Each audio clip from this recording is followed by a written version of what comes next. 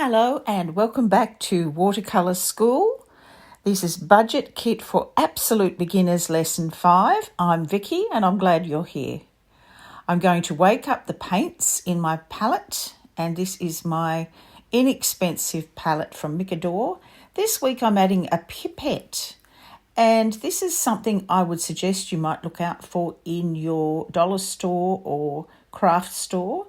They're very inexpensive, and you can see how easily I can add these drops to my water palette just using that simple plastic pipette. So if you're looking to add something to your kit, I would suggest that this week. This week I'm going to talk about the importance of swatching your supplies. This is my messy old swatch book, and this is a book I keep out on my desk whenever I buy new art supplies, be they markers, pens, crayons, paints, brushos, inks, anything at all, even journals. I take out what I need from the journals and I make swatches with, even messy swatches, with everything I own. So this book shows me every single media I have. And I think it's a really good discipline to get yourself into when you buy new art supplies. I've even got watercolor terms written in this side here.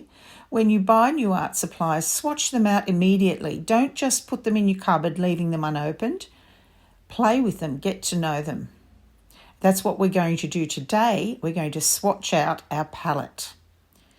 The other thing we're going to do today is to spend some time learning about the colour wheel. And I'll do that after we've done our swatching. What I recommend for swatching is that it's a very relaxing thing to do. So if you're doing swatching along with me, put on some music, take your time with it. And what you're doing is you're kind of creating a little abstract art piece by swatching out your paints. Now you can see that the size of the paper I have is smaller than my palette, so I'm going to have to adjust the circles, make them a little bit smaller than the circles in the palette. But this is a good fun exercise to get to know your paints. If you have palette paints, there may be paint sitting there that you've never even used. And the other important reason to swatch out your palette paints is that paints can look very different in the palette than they do once they're activated with water. Now give your brush a good swish around between each colour. I'm doing that off to the left of camera there. If you're right-handed, you'll have your water jar on the right-hand side. But I'm swishing it around, cleaning it off before I go into the next colour. Now it doesn't matter if they bleed a little bit together, that can be quite fun too. But if you're getting too much water, then you might have to blot them up with a sponge. Now another thing I'm thinking would be good for you to add into your kit this week, if you have this available, is a cellulose sponge from your kitchen. These are very cheap. You can cut them up into smaller sizes if you like. But I have found these cheap cellulose sponges to be great for just absorbing any paint on your page that needs to be mopped up. So that's another tip for you, and something you can add into your kit if you wish. Otherwise, just use a cotton bud or a paper towel. That will do the trick as well. I just find the cellulose sponges are a little bit more accurate.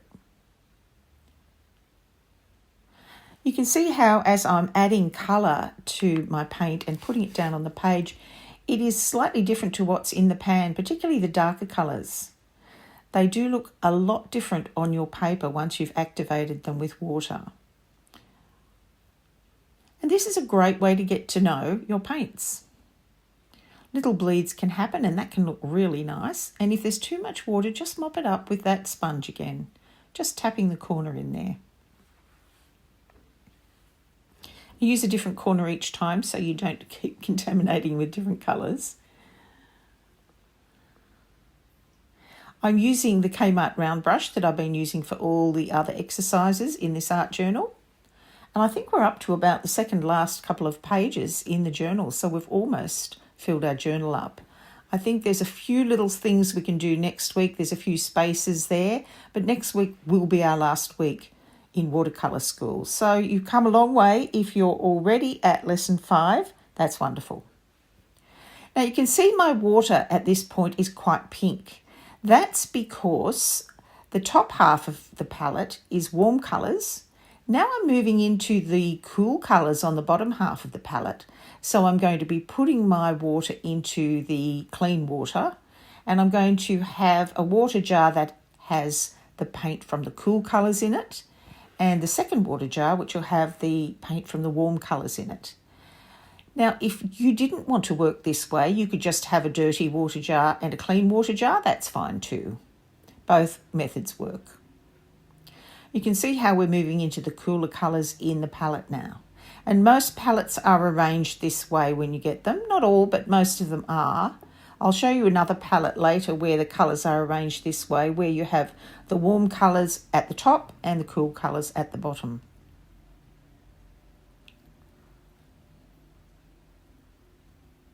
So this is becoming quite a nice little abstract piece.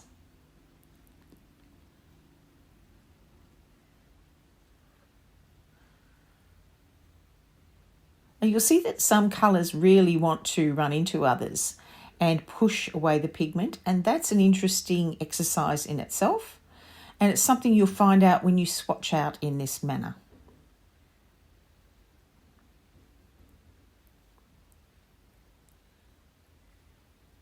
So there's our swatching almost done, just to the black, and I want that nice and deep, so I'll do a few coats of that. Now here's one of my other palettes. This is my Gansai Tambi Kuretake paints, and it has a palette space in the lid, and I've swatched that out already. I'll just take the plastic palette off there. But what I did find with these paints was that it's so small that I was still digging into the wrong colours. Now the warm colours are at the top of the palette and these cool colours at the bottom. All the colours look very similar in the palette.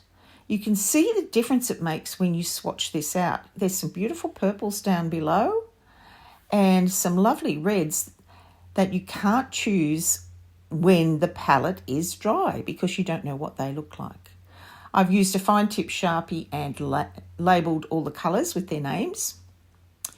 Here I've done the same in a different swatch book. This is my more professional swatch book where I actually do neat and tidy swatches or do little colour studies. There's different ways you can swatch out. This is swatching out paints and markers. These are markers.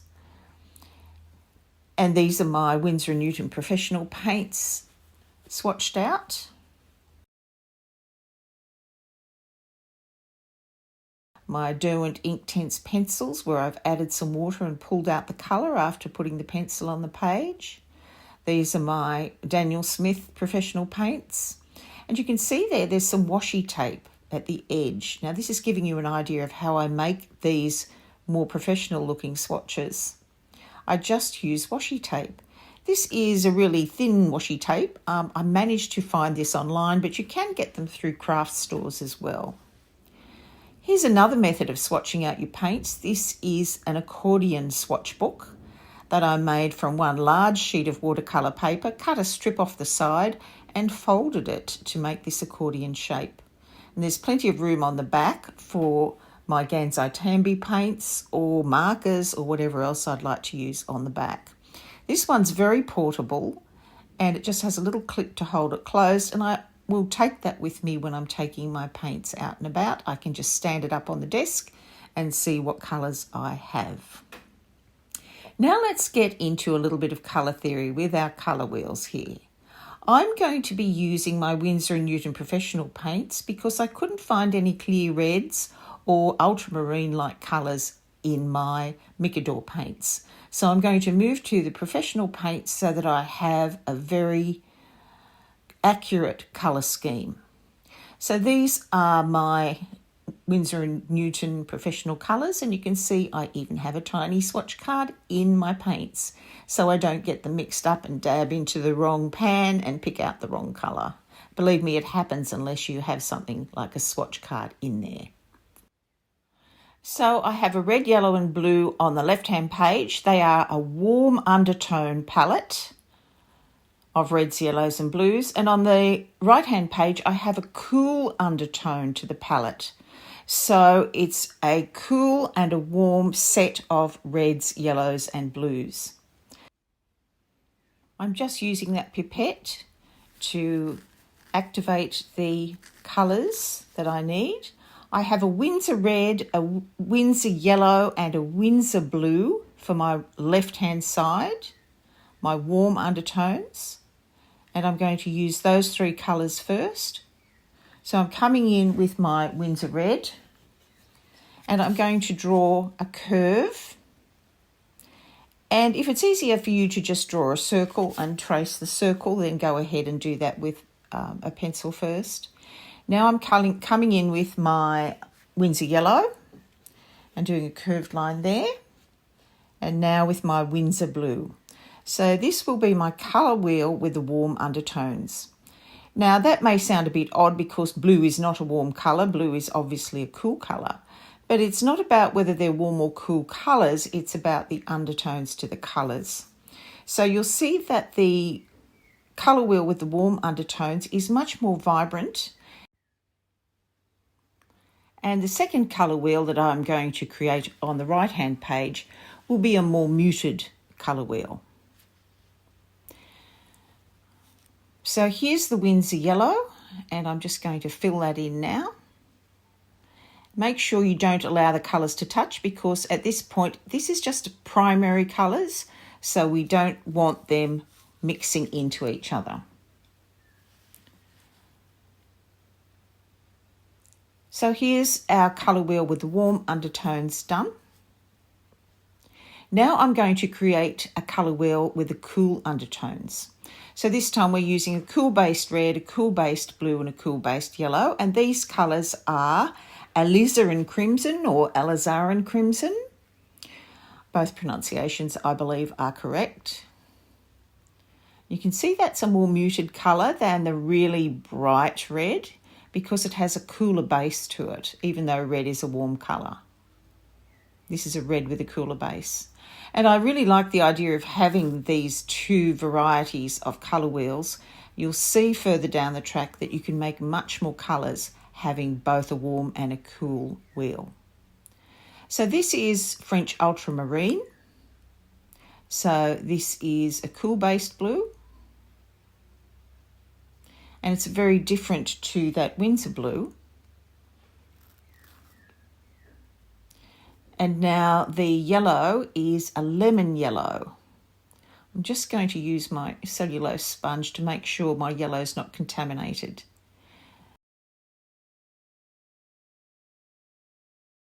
This is lemon yellow. Now you can see the difference between the two colour wheels.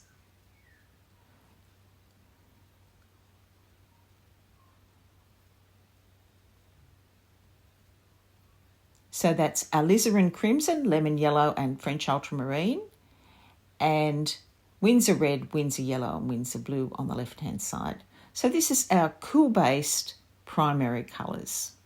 And if you have these colours, this is a great way to start a set of paints by buying these tubes. You could get them in a Kotman brand if you want to go the less expensive route. Kotman are more the student level of paints. Now I'm going to draw two circles, line down the centre, and I'm going to divide them into 6 segments. So I'm doing this a very light line, so if it's not quite right, I can adjust it. But it's just like cutting a pie into 6 pieces. Imagine you've baked a nice colour pie, and we're going to cut it into slices. So we're starting off with that same warm-based colour wheel, which is the Winsor red. And we're going to leave a space on either side of that where we can mix our secondary colour. So we start off by laying down the 3 primary colours. So here is our Winsor yellow. So I'm leaving a space, putting the Winsor yellow right here.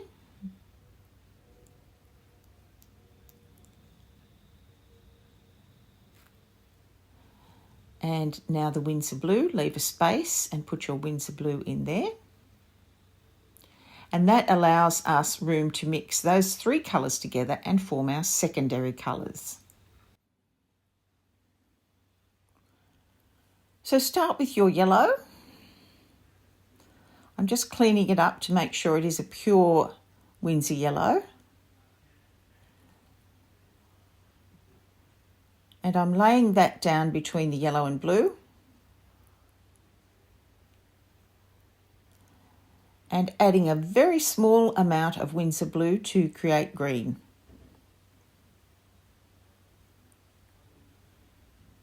Now, if you add too much blue, you're going to find that it's not going to read as green. So always use your yellow base first, add a touch of blue, and that will always give you a nice green, rather than laying down a blue and trying to add yellow. It's much easier to go with a lighter colour first, and you use less pigment that way.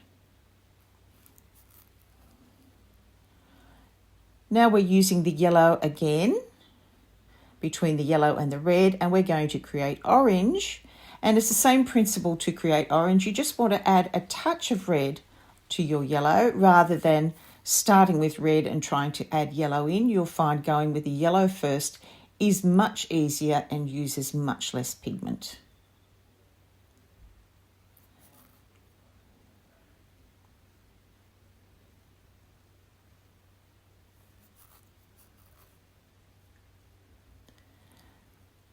Now I'm going to add the red between the red and the blue. And this is going to create violet. I'm just pulling a little bit of the blue out there to create that violet. Add a dash more, water it down. And the violet that you create with the warm toned colour wheel is a very different violet than the violet you can create with a cool colour wheel. And this is why I like having both the warm and the cool reds, yellows and blues, because it just gives you much more variety of colour. It's quite difficult to mix a nice violet with the warm colour wheel. It can be done, but it's usually a very dark violet, and it's usually quite a heavy colour.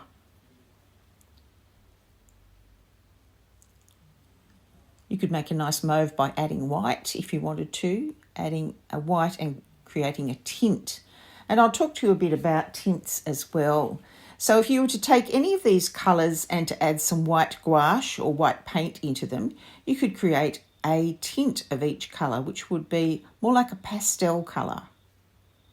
Well, I'm not going to do that today. I don't want to overcomplicate things for you. So this is our warm primary and secondary colour wheel. So you can see primary, P for primary, S for secondary. All right, I'm going to do the same now on the bottom. And this is going to be the cool primary and secondary colour wheel, meaning cool-based undertones.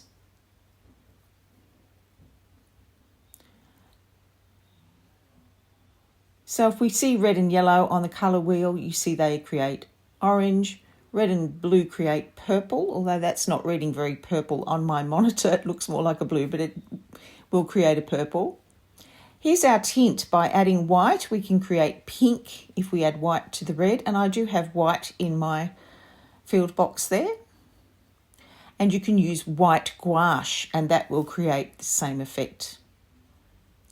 Then if you add black, you will create a shade.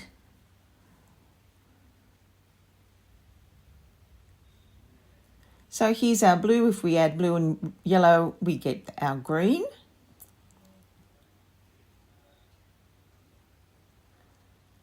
There it is with white. There it is with black. With red, we get a purple. There's our purple here. So we have created our own little colour wheel. Blue and yellow make green. Yellow and red make orange. Yellow and blue make green. Yellow and white. Red, yellow and black create a dark shade.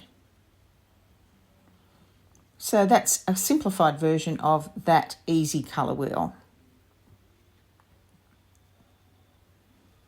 So if we talk about the hue, that's the name of the colour.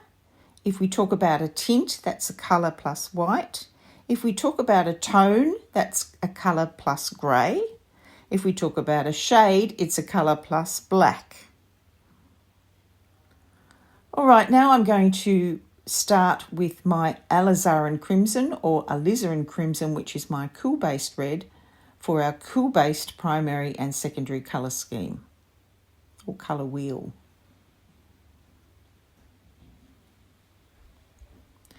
Now this is a lemon yellow coming in here, which is a cool-based yellow, and French ultramarine, which is a cool-based blue. And this ultramarine is a beautiful colour, as the name suggests, for painting seas and skies.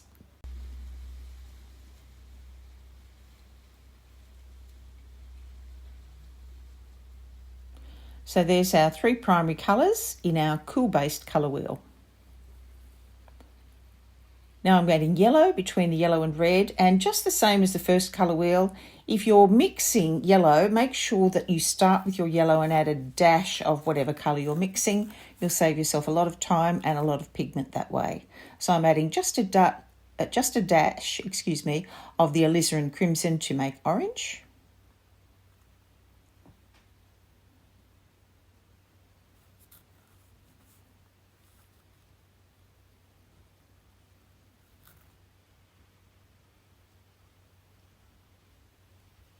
Adding a little water just to lighten it.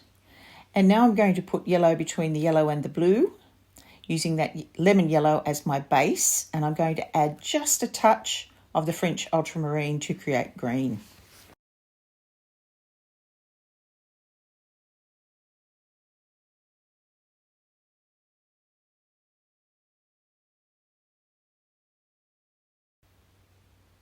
Adding some water just to lighten it a bit.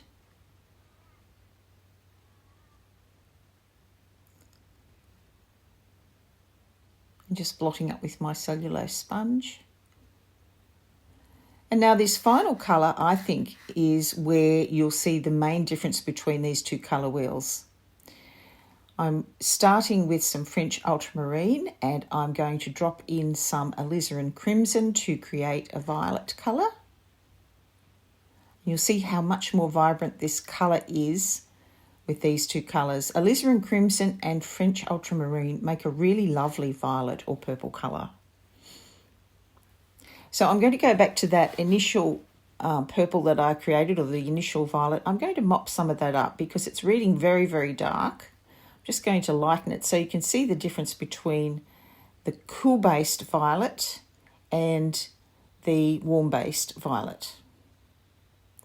So here we have our secondary colours marked with an S. And you'll see that our colour wheel can be divided into warm and cool colours. So if we put a line across here and a line across here, we have colour wheels with warm colours at the top and cool colours down below that line. There's our warm colours and our cool colours are under the line. So there is lesson 5 completed. We still have room in our book for some more lovely painting work next week. And I'll be talking about getting ready to upgrade your paper next week onto some quality 100% cotton paper. And I'll give you lots of examples of inexpensive paper that you can find quite easily. So I look forward to seeing you again next week so we can complete our art journal and talk about upgrading to new paper. I hope you've enjoyed so far what we've been doing. Leave me some comments. Let me know if you have any questions. I'll be happy to hear from you. So let's get together next week for our final lesson. And after that, you will have graduated from watercolour school. Thanks so much for joining me, and I'll see you again next time. Bye for now.